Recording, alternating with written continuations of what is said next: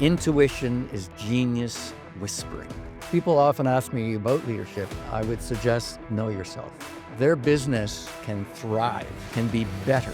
There's a saying I remember from quite a while ago: if you want to go fast, go alone. If you want to go far, go together. Have a purpose that's bigger than us.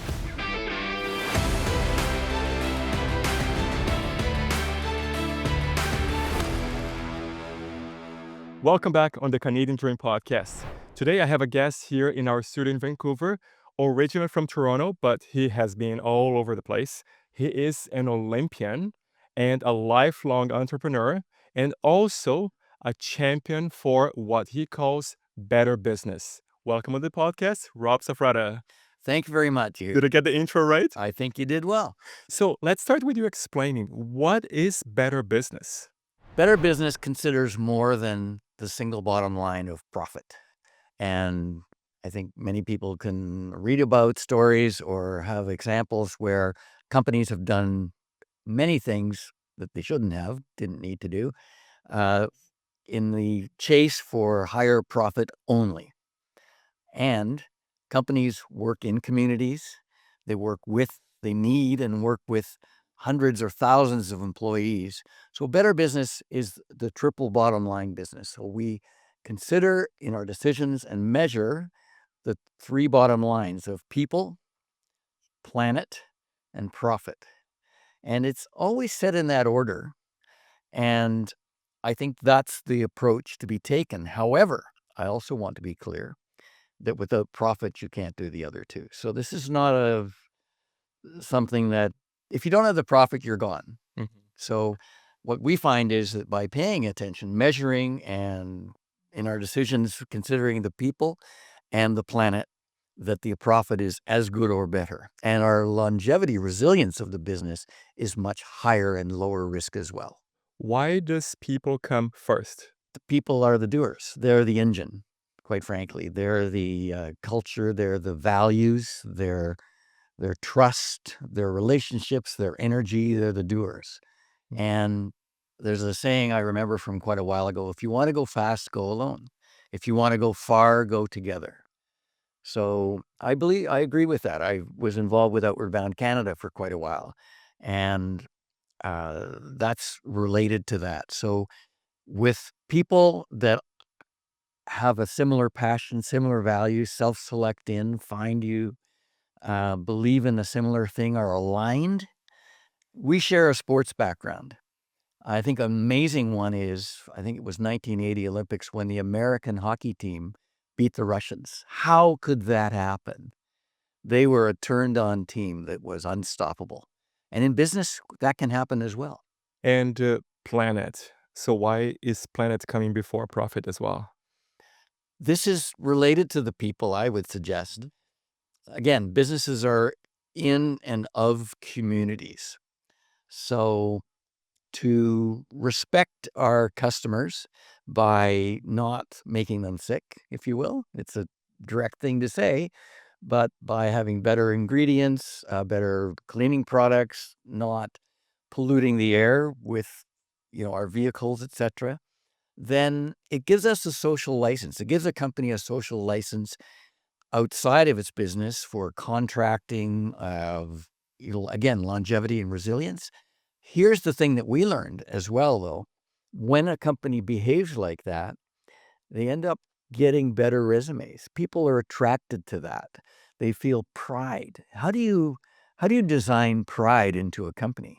By being a good actor, by respecting our community and making, again, decisions that chase something that's healthier and happier for the community. Let's help our audience first understand who you are. Let's go back in time. When did you discover your passion for entrepreneurship? And did your parents have any influence in that? I really do. My father was an architect and a very entrepreneurial architect. And he was very creative. Like, he could do, if he just put his mind to something, he would do it. Very bright, very creative. And I saw that every day. And I just figured that was normal. That was natural. I think it's also important to try other things and find out what you don't like. So I did, look, in the early 80s, I got my first job because get a job was what everyone did. The term entrepreneur in Canada, in Toronto in the 70s and 80s was not a good thing. It wasn't a job description, and it was not a good thing. So get a job was And what was your something I did. So I worked in a large company. I won't say which, but it wouldn't matter really. I worked in a large head office, the Well, 40. now I want to know which one. No, it doesn't actually matter because it's me. Yeah. It's my And what were you doing my at the job? character. So I in a head office, 44th floor in Toronto and Bay Street, and they didn't want what I had. You'd say, "Hey, I think this is really going to be good for my customers. I want to do this." "Oh, you haven't been here long enough," would be an answer. So they would get less than 100% of me, sometimes 30%, because they wouldn't take the rest. And I couldn't stand that. I couldn't do that because I had never been limited before. How old were you? So I was sort of 22 to 26 during And that period. did you go to college before? I went to university. I did a BA, a 3-year BA. You asked, how did I discover interest in entrepreneurship? And I said, well, it's important to know what you don't like. So large corporate isn't that kind of culture, and I didn't want. Um, and it's interesting. It's important to learn that. And yet I'm glad I was there because I understand now when I work with people in large companies, what they're up against, what their world is like. So I manage it. I don't get frustrated by it. So how long were you there for? I was there for 4 years. And what was the main lesson you learned? More about my own temperament, my own interest in being creative, of manifesting ideas, of being able to move forward, not being limited, having a real interest in what I'm doing and the product and the other people. And then how did you bridge that gap between working for someone else and starting your own businesses? It feels like it wasn't a choice. And I'll tell a couple stories. So, uh, the simplest story I have about entrepreneurship for me, it was before I was 16, but when I was 16, I have this story. It's natural. And I think entrepreneurs or entrepreneurs listening to this can relate to it. So that was the days the movie The Great Gatsby came out with Robert Redford, all white tuxedo. I'm 16, feeling like a bit of a dandy. I go down to the tuxedo rental place, and I'm got sweating and pimples and kind of hiding in the corner, feeling nervous because there aren't many young people there, if any. And I'm looking for the brochure through the brochure for an all white tuxedo. Didn't see one. Finally, the salesperson comes up. Can I help you? Well, I don't know. I was hoping to get an all white tuxedo. He says, oh, no, no, we have them. We just haven't done the brochure yet. Okay, fine. So he measured me. And at the end, before I left, they said, can I please meet with your manager? He said, is something wrong? I said, no, I want to print the brochure. And I did. So in that case, it's filling a need. And I did. I was in high school, and a good friend of my father ran a printing company, so I knew I could go there and get help, and I got that contract. So it's a way of thinking, and it's hard to stop it sometimes. That's nice. That was the first story. What is the other story you wanted to tell? You said there were two stories. The other one is when I was at university after ski racing, I would go to the library, I had to have 4 hours. I'm gonna start work, and I'm gonna research and start writing my history paper. And I would get all set up. That would take 20 minutes, get a few books out, sit down. And then s- about 10 minutes after I opened the books, I was selling competition ski wear, padded sweaters and pants that I was having made in Toronto and marketing by mail order. And for the next 3.5 hours, I would be writing the brochure, phoning the guy that was making the stuff, working on the business plan for 3.5 hours. So no history paper. And so again, that's a bit of a clue. It's a really bit of a clue that that's your nature. Because you're actually doing it. Yeah. That what do you mean? Well, I love that. That's a good test for entrepreneur. Are you talking about it or are you doing it? Yeah, yeah. When did you start your first business, like official business? After I left the company, at that time, I went to a retailer in Toronto, and he was kind of a hot name. He only had 2 locations, but he was a really hot name, and I'd watched him speak, and I went to him the next week, and I said, "I heard you say that you wanna start making your own label. I can make your label for you." And so I did, and, I made his I showed him materials and the kind of cut he wanted and the features for the pants and the shirts, and I made his label. I'm listening to you and I'm trying to imagine you applying those skills in sports. It's actually the other way around. First, we learn those in sports and then we apply them in, let's call it real life. Let's go back to your journey as an athlete. How long did you train for competitions, and how was that journey leading up to the Olympics in 1976? Sure. I think luck or timing are very powerful forces in the world, and we need to be aware of when the timing is there, that we're not way too early, uh, pushing something that the market isn't ready for or people aren't ready for. And I say that because when I was 9, uh, I became part of a real rat pack at our ski club. In Ontario, they have private ski clubs on an escarpment, 800 feet vertical.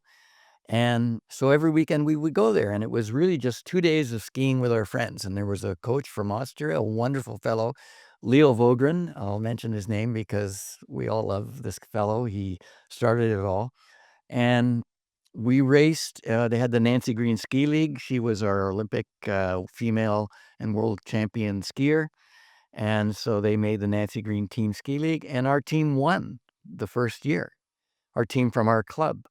And it just sparked fun and enjoyment, and a few of us really got it. We had just incredible talent. There were 3 people from that team of 10 that eventually were on the Canadian ski team, and one of them, Steve Podborski, you've heard of, a world champion and Olympic medalist. So, that was really the start of it. When I was 13, I was on the Southern Ontario division ski team.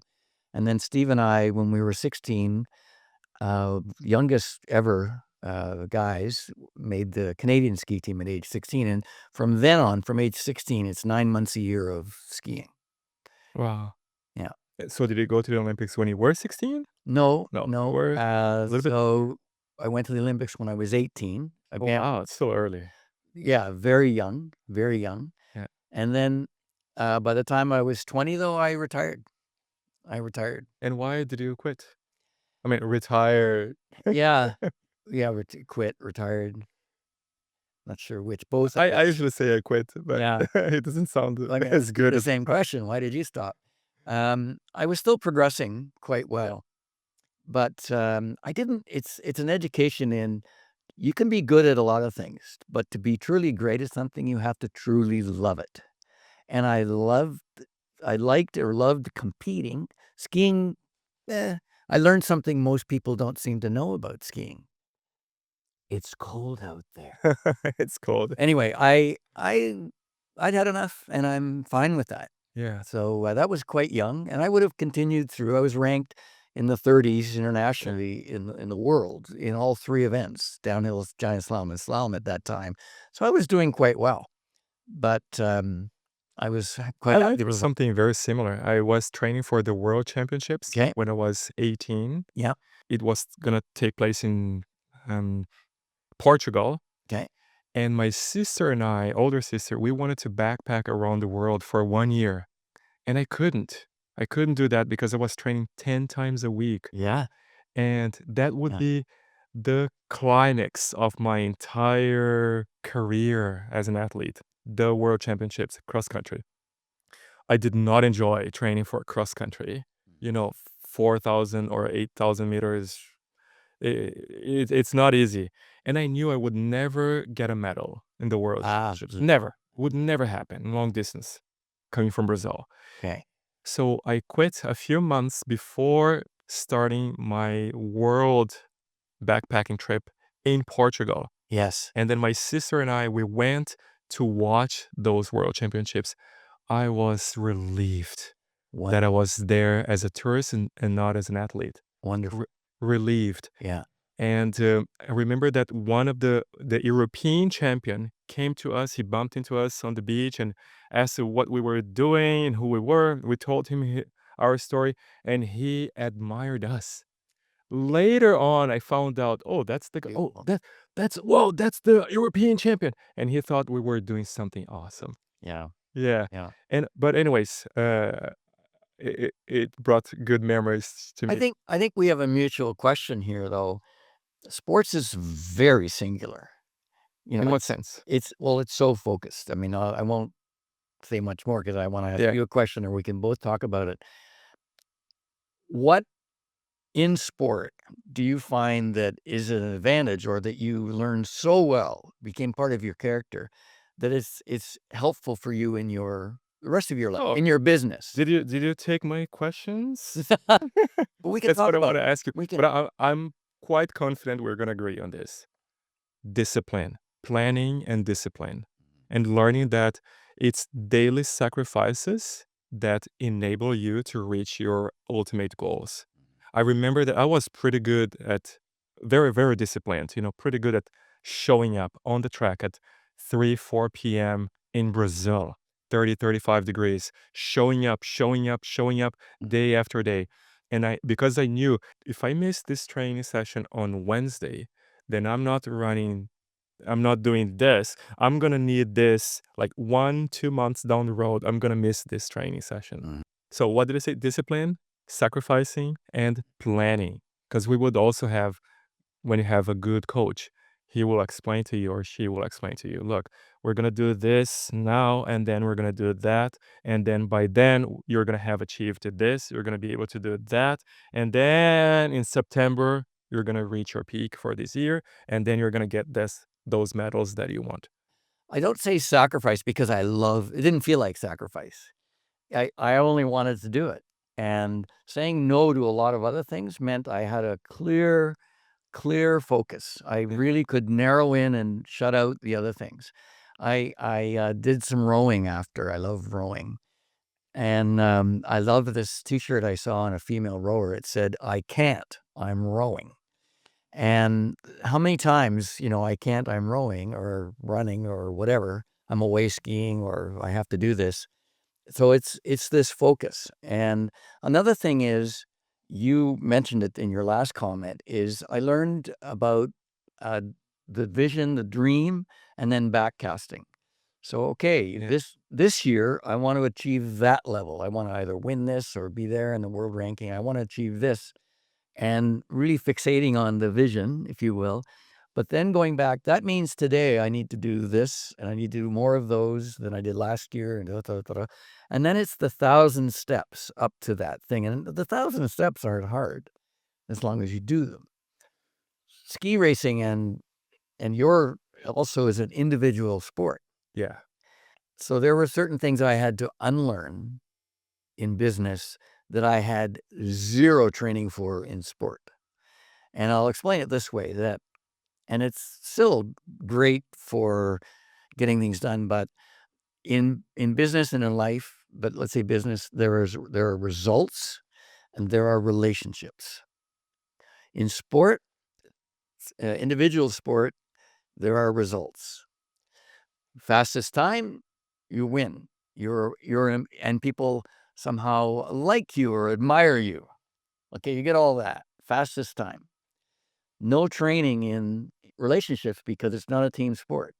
Yes, of course, you have to make sure your coach doesn't hate you and the masseur and whatever, but there's no training in relationships. And what I had to unlearn later, because results, I'm like, okay, let's go. Watch me go. It's going to happen. However, the unlearning was, with and through others. And I would even say that relationships in business and in general in life come higher, because the results can or might not happen or don't have to happen or can, but the relationships endure, and they're key. In your formula, number one, the people. Yeah. So, this part I learned in some ways the hard way. Can you give me one example of one episode that led you to learning this? You just said, I learned it the hard way. I was involved in a project, a company, a startup that had an innovation and patentable and all that kind of thing. And they brought me in to run it, to raise the money, and to complete the design, commercialize everything. And I was so focused on the result, I drove everyone too hard, way too hard, and in ways that were unpleasant for them or just too demanding. So I got fired, even though the results were phenomenal. They just couldn't have me, and I don't. In a way, in retrospect, I was devastated at the time. But in retrospect, that was a lesson I truly had to learn. And I did later on thank them. They also apologized because it didn't go so well after. But the main thing isn't that. I thank them for the lesson that I had to learn through that. So somehow it is just reaffirming that the journey may be more important than the destination, even in that sense. I think different than in sport. Yeah, yeah, You yeah. weren't out there Yeah, for sports, jogging around. You were what matters is got the medals. Are you at the Result. podium? Yes or no? You can't change that being Yeah. super nice. Yeah, for sure. Yeah, yeah. That's why so many amazing athletes are really assholes. LeBron James. Nobody likes LeBron James. Nobody liked Michael Jordan. Nobody liked Kobe Bryant. Look, it's very selfish. Yeah. It has to be. I'm sorry. It has to be to some level to make those commitments. Yeah. And if I can, because you said you wanted to go a little deeper, and 20 years ago, I wouldn't have talked about this. And yet I'm glad that it's more on the surface. COVID did two things. And one of them is it raised the acceptability to consider mental health. Right. And the other thing is it broke the back of the stigma of working from home or anywhere. That used to be it doesn't work. No, now it's wonderful. You can work in the office, hybrid, or at home. That's great. But also mental health came up as a consideration and respect for that in companies to help or to deal with it. And so I mention that because we have hundreds of employees and they're people. So there's obviously care of the people, mental health. So I am so thankful, and I don't know if your teams did it, but when I was 15, the team said, "Look, if for those who are interested, we're going to bring these couple fellows in to teach you meditation." So from the age of 15, I started meditating, and I still it's one of my favorite things to do. And the reason I mention that it changed my life because I became almost addicted to it because within the third day, it just hit me. I had this whole inner life that I didn't know about to explore, and the inner universe, and then beyond that. Back to that story where I got fired. Well, the point is, I could have noticed this coming. I could have noticed it coming, but I didn't. If you were more self-aware. If I was more self-aware or listening better or in tune, right? So I still wasn't self-aware. So the problem kept getting louder and louder and louder until I couldn't not notice. I have a title for a book, and it explains what I'm saying. In fact, because the title's so good, I don't have to write the book. Intuition is genius whispering. So if there are, depending on where you look, there are about 7 or 8 kinds of intelligence. Intuition is often slated as the highest form of intelligence. Interesting. And what is intuition? It's knowing something without knowing how or why you know it. It's believing and knowing something without knowing how or why. So it's those subtle messages we get in person's body language, in in things that happen to us, in what people say politely at first and then less polite. It's it's really being more aware and using our intuition and trusting it. Think of the times again when, and never found someone who doesn't have this experience when something is coming, they don't know from where, and they either have or have not trusted it. Yeah. And often I think we should not put it away out of hand, but sit with it, really think about it. If I had done more of that sooner, and still now, things would go more smoothly.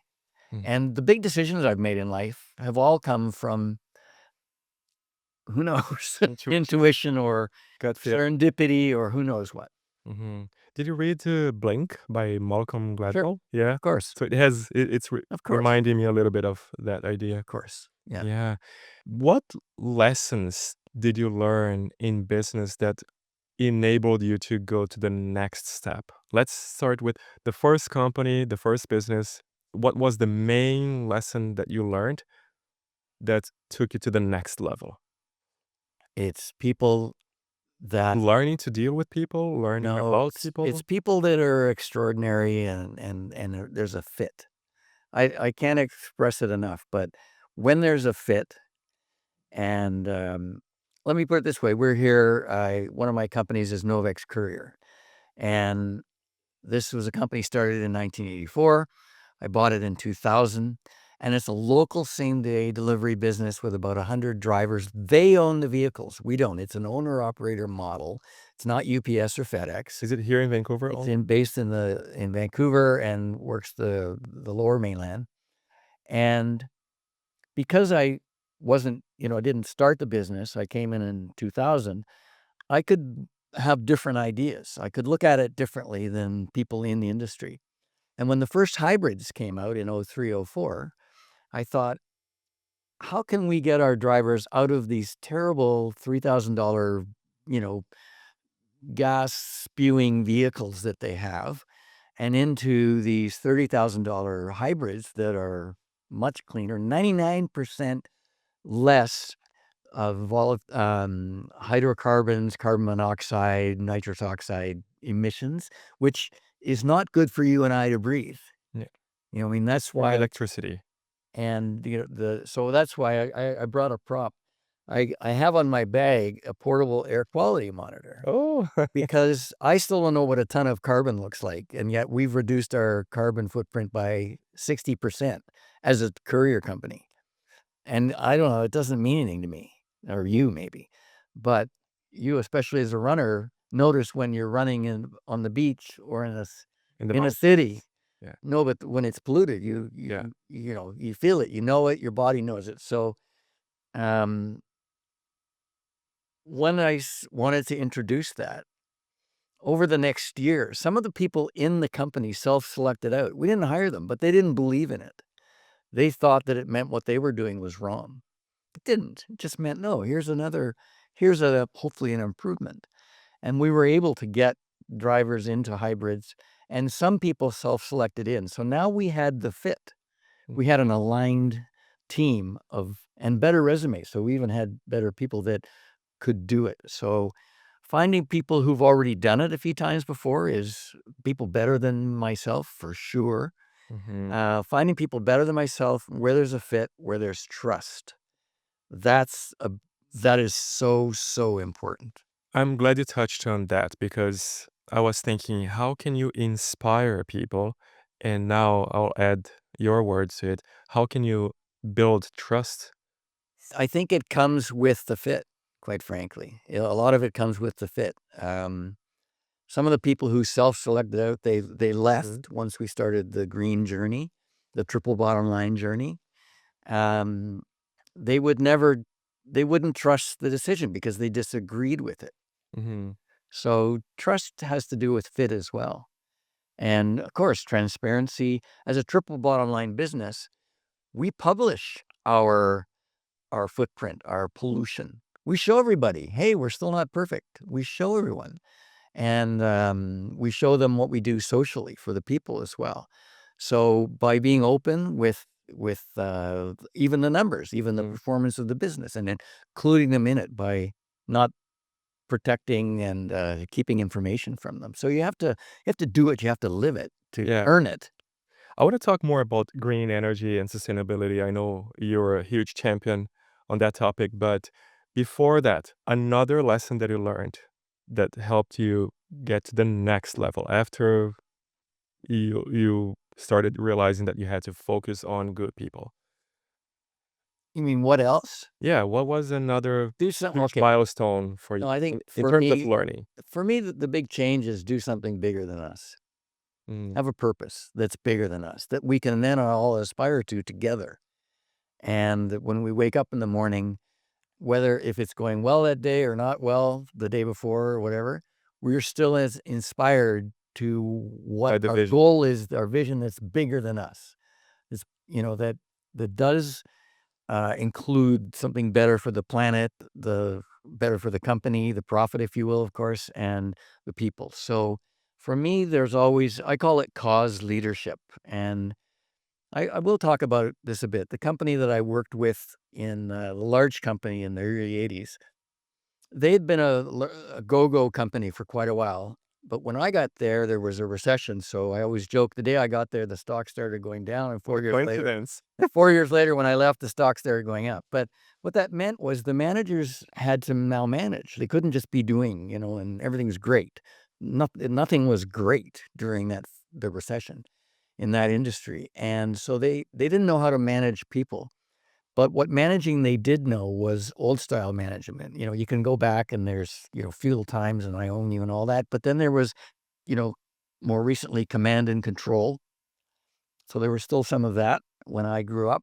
And then there was motivational leadership, rah rah ta ta. That's better than command and control, but it's ephemeral. It's short lived. You can't keep doing that if you don't believe in the thing.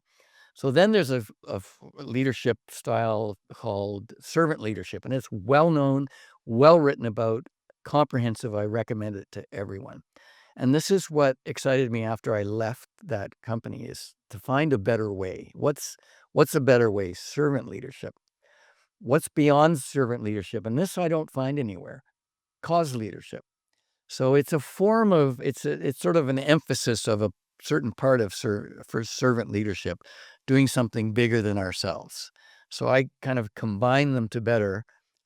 And what is the cause that we represent and can enact through our daily work and lives and our business? And I know it, again, Novix Courier, when we introduced the hybrids, the green cars, and now initially it was 20 only, but nobody had 20. And I remember going into the office and there was a complete change in the feeling of the place. People had gone from, I'm at a courier, local same day courier, not necessarily you know, a great business to be in, to being proud. We are saving the earth. We are doing our part. We are doing something better. And that pride persists today. What is leadership to really cause, to get things done, to be effective? Is that something that you developed yourself? Or that you one day came up with, you know what, I think we need to think big and this is what's gonna work? Or did you have any influence from anybody, any mentors, any authors? So the servant leadership I could read about. It's a great thing to look at and read about, learn about, practice. Hmm. The cause leadership came by collecting and connecting some dots from a conference I went to. There's a fellow named Lance Secretan, and he wrote a book where he studied the 4 or 5 greatest leaders of all time. So, Gandhi, Martin Luther King, Mother Teresa, and he studied them because then he wanted to see what was their leadership style. Because people would say they are phenomenal leaders. What was their leadership style? And what he pointed out was they all represented a cause Hmm. that was bigger than them. Yeah. And so that's when I went, that's it. It's cause leadership. And I just connected some of those dots to come across that. And when did this passion for the environment, sustainability, and green energy start? And how did that develop to where it is at today? Remember I was Now I know we're talking about what you really like talking about. yeah. Well, remember I said earlier that fit, timing is important, and so I have a tremendous advantage over most other business people, especially back in when I started it, even before the year 2000, and that's called pillow talk. So my spouse, my wife of over 40 years, she's the founding chair of a group called Eco Trust Canada, which is like 30 years, 35 years now. And she would see me, buying businesses or starting businesses. And she would essentially say, "Can't you do it better?" Like when I bought Novex Courier in 2000, she was appalled. Seriously. She said, "What are you doing buying this polluting business?" Because it's, $3,000 beaters, 100 of them running around 250 kilometers a day. And I immediately said, "Because I can clean it up." Mm. And so that I had that advantage of her influence, her thinking, her knowledge. EcoTrust is a business organization. Actually, they work at the nexus between business and the environment. So they're not, just doing environment only. They get the business side. Yeah. Okay. So I had that advantage, and I built upon that, and could see how in all the different ways, and learned all the different ways it's an advantage, as I call it's better business. When did you get involved with the Greenest City project for Vancouver?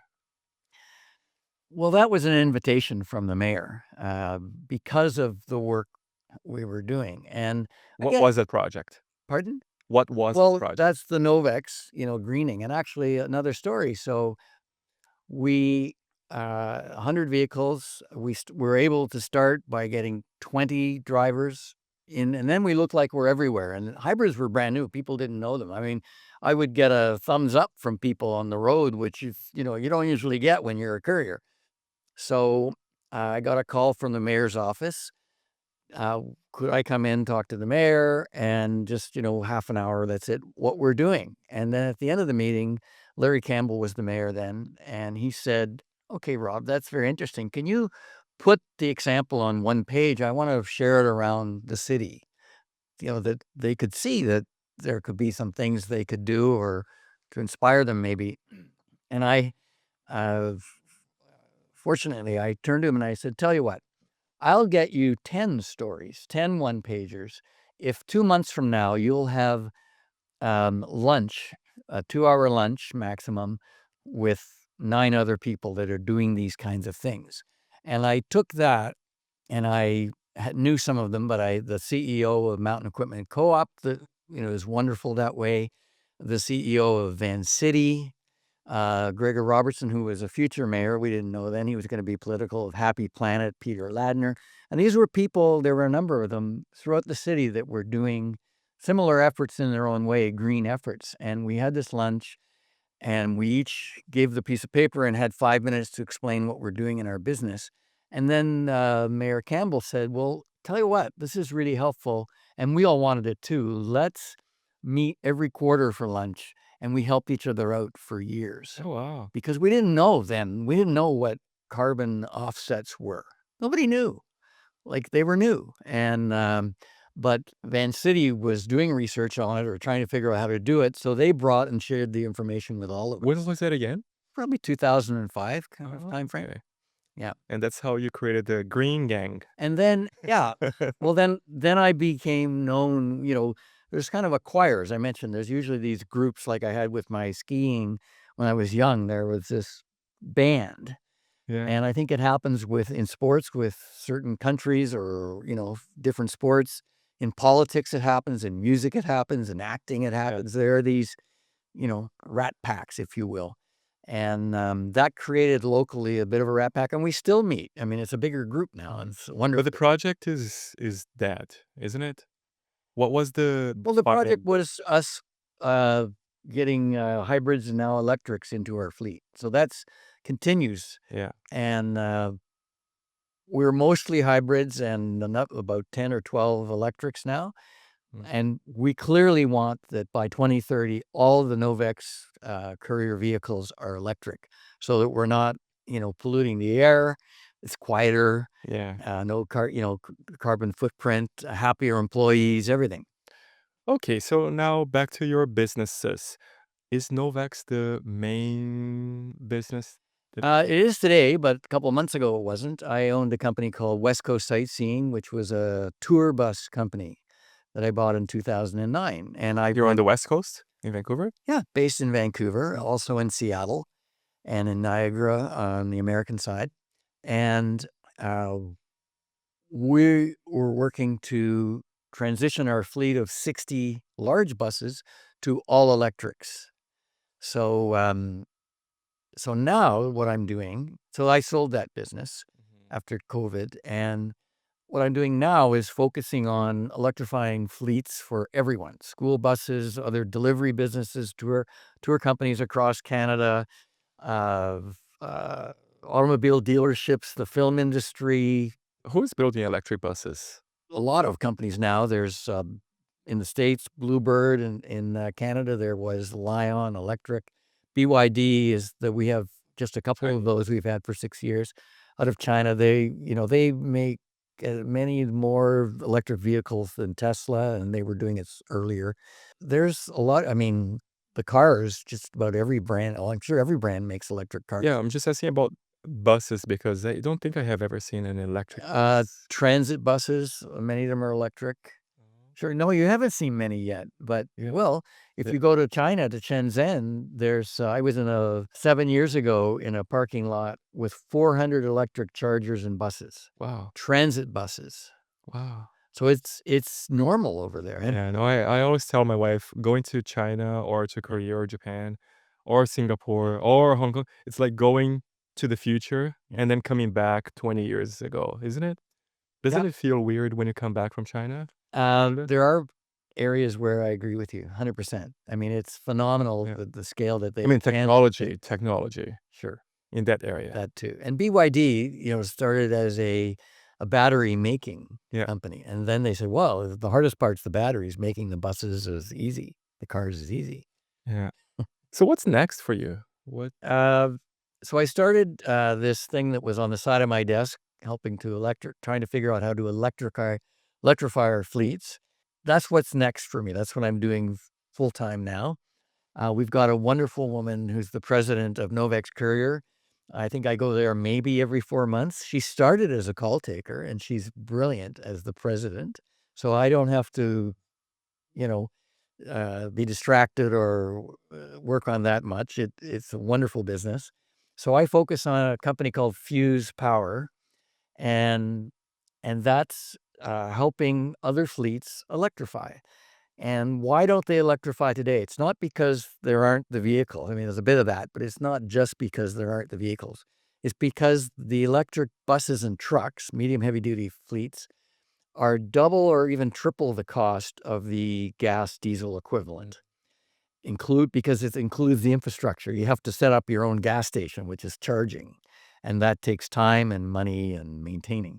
So Fuse Power goes to fleets and says, okay, you've got 10 or 1,000 vehicles and you want to get more electrics, but they're too expensive. We're going to, I'll answer this in a minute. We're going to help you buy it. In other words, if it's 20,000 or 150,000 more than the gas diesel equivalent, we'll help you with that. We'll bridge that gap is it so that, a lease or a subsidy? no, we'll give them the money to help them buy it. Okay. The punchline's coming. And then, oh, the infrastructure. We will set that up. We will set the bidirectional infrastructure up, and you don't have that yet. It's charging that puts electricity into the bus or truck and also takes it out when we want it. And we'll maintain it. And you go, well, how can you do that? Where does the money come from? The money comes from the utility. The BC Hydro or Ontario, whatever, they have peaks, and there are a few times a day, usually between 4 and 10 at night, when the grid is right at its peak, and they have to plan to build beyond that so that we don't have brownouts or Mhm. blackouts. Well, if a parked car, truck, or bus, and many of them are parked around 5:30, if it for the next 2 to 4 hours gives power to the utility, it peak shaves. It reduces that peak up to about 20%. That is worth a lot of money to the utility. So we're working on developing contracts with utilities and helping companies buy the vehicles, set up the infrastructure so that it can be part of the grid system. So that's what I'm doing now. It's called vehicle to grid, V to G, or V to X, which is vehicle to everything. So if you have an electric car in a home, you can, when you go home at night, you plug it in. But G, until you go to bed, it's giving power to your home, and it's peak shaving for the utility. And it's worth it to the utility to have that. And where are the headquarters for that company? It's here. In It's in Vancouver? Vancouver, yeah. So your life is here in Vancouver now? Uh, Or are you still going back and forth to Toronto? yeah, no, we're doing this across Canada. Our first projects are in Vancouver, In Metro Vancouver, right. Vancouver. So there's not as much travel, and I don't know. Maybe you too from sports. I like traveling. Is British Just Columbia more, let's call it, is British Columbia greener than other provinces in Canada? I the know more than Alberta, yeah, exactly, and Ontario, and more than Ontario. it's in. People are here because of it. Mm, A lot. I'm here because of yeah. it, and I believe people come here, stay here, or if they were born here, they love it. The easy access to nature or activities, the air, all that kind of thing. So the thinking is they're much more aware. So, it's Fuse power management. Yeah, Fuse Power Management. We're gonna put the links for all your sure. businesses here in the description for this episode. We talked about Novex, Fuse Power Management. Hmm. What else do you have in your roster of companies right now? Well, that's enough because, as I said earlier, to get to grow and build build Mhm. Fuse power. I'm focused. I'm very, very direct with it, and there's always more to do than I have time. So I don't, that's it. You're not There's involved in other businesses right now? no, I'm on the board of a school, for a school for dyslexia, Mhm. and one of our daughters went there. It's an amazing place, and um, no, I have to. It's a startup, so I have to focus on that. Okay, because I was reading and listening to a few podcasts to learn more about you, and you were talking about acquiring other businesses. Sure, I've purchased 38 companies Yeah, so in what three happened? in three different industries. So in the mid 90s, I started a company called Eagle Quest Golf Centers, and that's golf driving ranges and short courses throughout North America. And pretty quickly, we had 24 sites in North America, and within 2 years, we had 9 in Texas and 7 in Washington and Oregon, the rest in BC and Alberta. And so that's where we bought 24 companies in one industry. Oh, Okay, and then with Novex, we've purchased about 5, and and then then did you merge them? What happened? yeah, we bring them in, to grow the business. Part of one of the ways of growing the business is to buy another Acquiring. business and bring it in. And then with West Coast Sightseeing, the tour bus business, we also purchased a number of businesses. So when I say 38, it's not Yeah. 38 different companies. That's in 3 different industries. Yeah, okay. So once we get to know it, then, we get to know the other owners and kind of ask them what their plans are. And Yeah, and now we got to where I wanted. How do you decide that this is the right business for me to purchase? Because it's so scary for someone who has never started a business or never bought a business. It sounds almost impossible. Like, oh, how could I ever think about buying a business and financing it and buy a business from someone that I don't even know? I don't know how to run that business. I don't know that industry. How do you get to the point when you go, yeah, this is the one? it's kind of back to the intuition, quite frankly. When I started Eagle Quest, which grew tremendously, and an American company bought it at the end very well. I've been looking at about 30 different companies to buy, actually. And instead, I started Eagle Quest Golf Centers and then bought driving ranges, and we built a few as well. We built a couple as well. And quite frankly, it was out of the blue. My wife was asking me, why are you golfing? You sold out from the other company. You have a bit of money. You got 4 young kids. You're not working. What are you doing golfing? She was worried I was going to be out doing that all day long instead of figuring out what's next. And clearly, sincerely, I was driving between a golf driving range that I'd snuck over to and hit a few balls.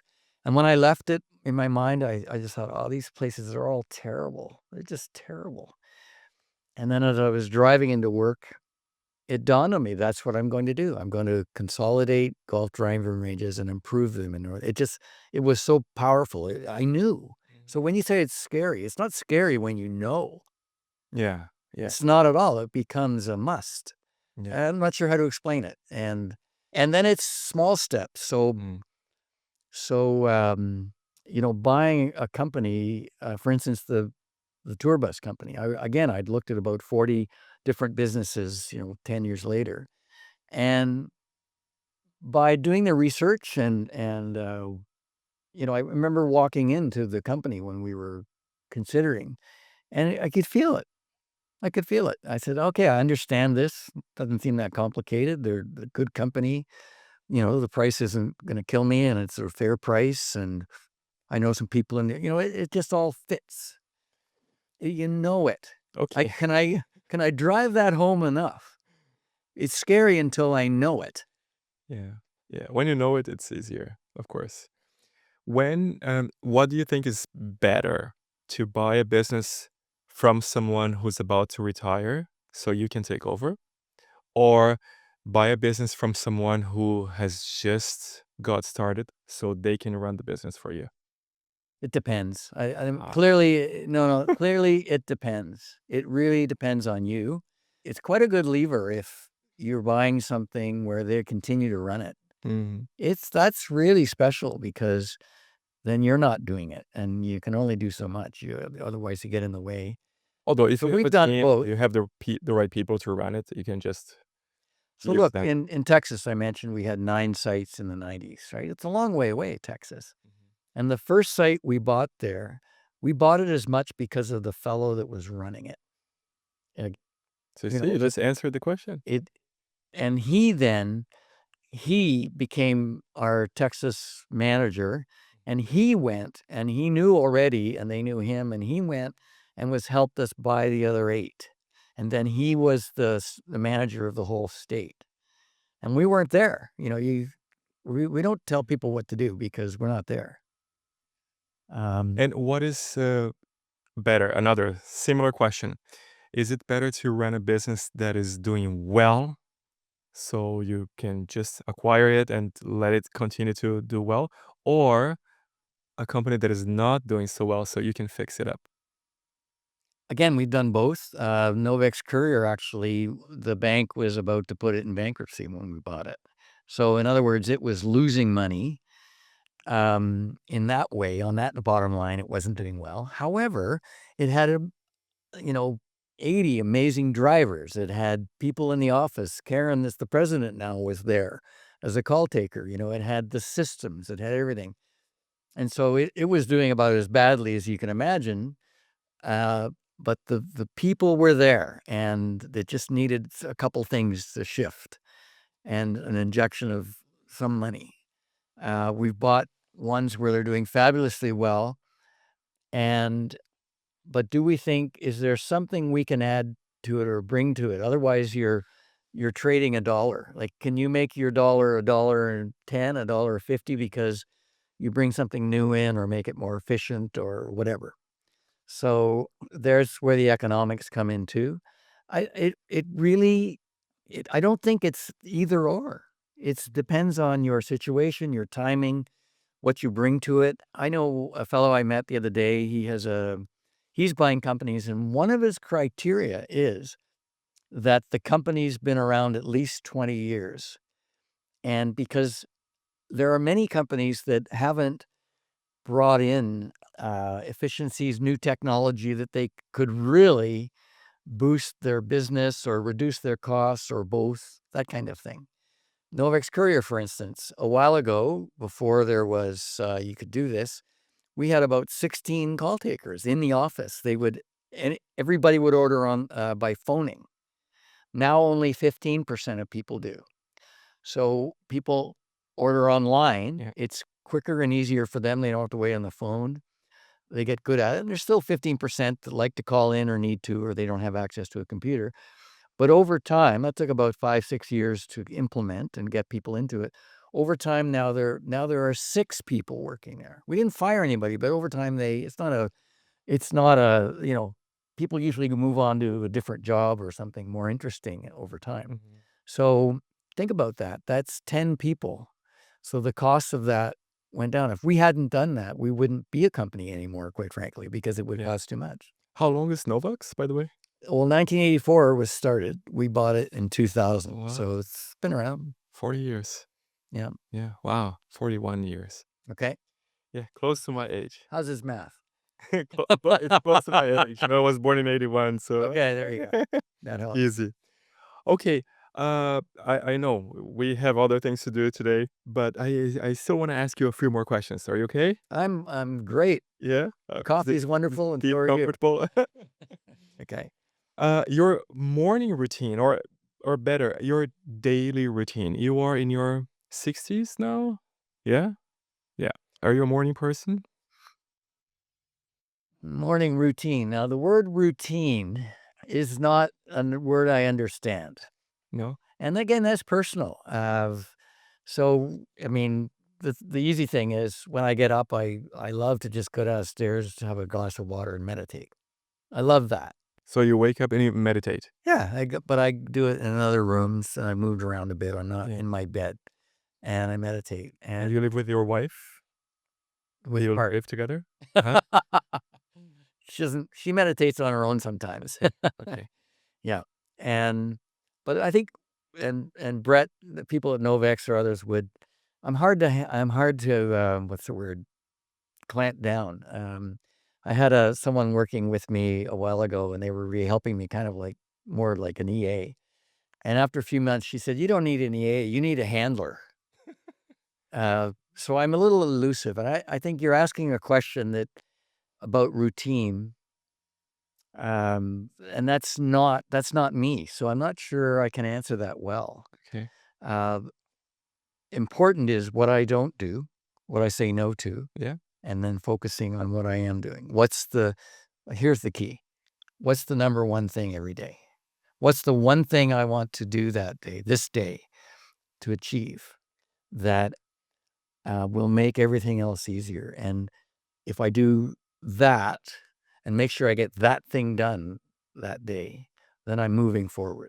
But I have to know the one thing, because there's always 10 or 20. But there's Yeah. one thing that's most Yeah. important. And how important is it for you to say no? No to distractions and to things that are not moving the needle for you? It's critical. Yeah. And I found a trick, though. I ask other people to do it.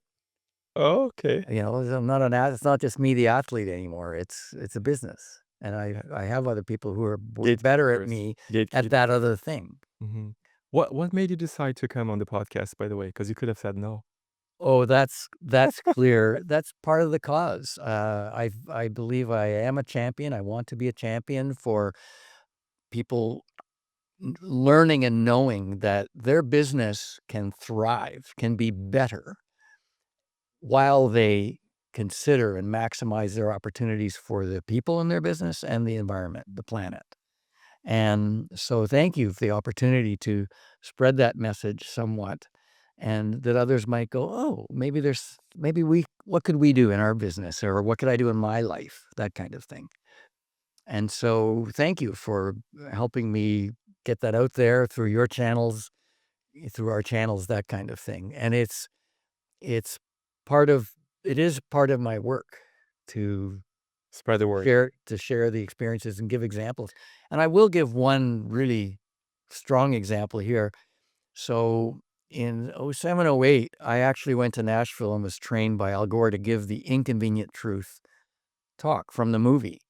And he trained 1,000 people, 200 at a time. He actually did the training for 3 days. Amazing. And our the quid pro quo was we had to give at least 10 talks when we came back in our community. I gave 28 talks over 2 years to about 8,000 people. Sometimes people wanted a 20-minute, sometimes 40 minutes, not the hour and a half that he did. So that was great. And the question I still get from business people is, well, it costs too much. We don't make more money, or it costs too much. That's what, less so now, but that's what I get. And I really challenge them, and I look at them and say, really, I think it's perhaps, I'm being a little a little direct here. I think it's maybe time to roll up your sleeves and check that out, test that out. Because again, with Novex, we got people out of their $3,000 beaters and into brand new $30,000 hybrids. So that's not 10% or 20% more. That's 10 times more expensive. And we rolled up our sleeves, determined to do it. That was, the low-hanging fruit. I mean, that was the obvious polluting part of our business. And we figured out how to do it. So don't tell me it's more expensive unless it's 11 times more expensive, not 10 times. Our business improved. Yeah. Our customers are way stickier, partly because others aren't doing it. Our employees, our turnover has gone next to nothing. The industry average for local same-day courier turnover is about 35 to 40% annually. Ours is 5 to 7%. Oh, wow. It's phenomenal. And we get the better drivers come and stay with us, stay in our business, so then they get to know the customers. It feeds on itself. Do you have any grandkids? Not yet. No, you have 4 kids, though. Yes. What would you like your grandkids to learn about you? What is your legacy gonna be if it depends only on you? I haven't thought of that at all. What would I Oh, like? it's about time. About time. Clock is always Well, you ticking. tell my kids that. That's not on me. Look, it'll be different because a grandparent is very different than a parent, I'm sure. No, but I mean, what do you want to be remembered for? Well, that's different, not just my grandkids. I hope someone that tried and did make a difference. Mhm. Yeah. And what would you like to say? This might be my last question, okay? Are you tired of my questions? I'm I'm always amazed. What would you like to say to those people who have an idea to start a business or they have a vision for something greater than themselves, whether it's protecting the environment or whether it's a political inclination or they want to save the dogs or the cats of the neighborhood, something that is greater than themselves, like you said before. But they're just hiding behind the bush. They're not really trusting their gut and their intuition. They're not ready for it. What would you like to say to those people? In a way, you answered it. That's where I was going to go, is to look inside, to know yourself. People often ask me about leadership. What's they want the one thing, and I say, okay, I would suggest know yourself, understand who you are, do that work, consider it, have self-knowledge. And with self-knowledge, I can have greater awareness and take myself forward in the way it's meant to come forward. One, that's the essence of the answer. So whether it's, something with dogs and cats or who knows what, we need everyone. We need everyone to be their genius, right? And what is genius? What is your genius? There are many things that you're pretty good at. And you would say, well, I don't know, it's these 5 things. The easy way to find out is what brings you energy. And again, as an athlete, you would understand that. When you do something for 1 hour, 2 hours, 10 hours, you've still got energy. That's a clue. That's a not so subtle clue, except we don't recognize it maybe. Something that tires you out or you avoid, stay away from that. Like, find someone who loves that and ask, hopefully they can do it. We don't always have the luxury of not doing what we don't want to do, but I think it's notice the energy and where your energy is, the things that you are drawn to, the articles you read, the places you go. Those are all clues to what your genius is. And the reason genius, that I think it's very important, and this excites me in my role, owning or being a leader or that kind of thing, is helping people live their genius. So it's, again, worth a story. There's a book, Soar with Your Strength, Manage Your Weaknesses. So the title, kind of like mine, seems to say it all, but it doesn't. So here's what's important. It's known that if people read well, kids read well, they do better in school. That's tested, that's known. So a principal of a school said, you know what, we're going to add a class to all our students in speed reading, which is not just speed, but comprehension, okay? So they could test them at the beginning of the year, do the program, and test them at the end of the year. Great. The whole school.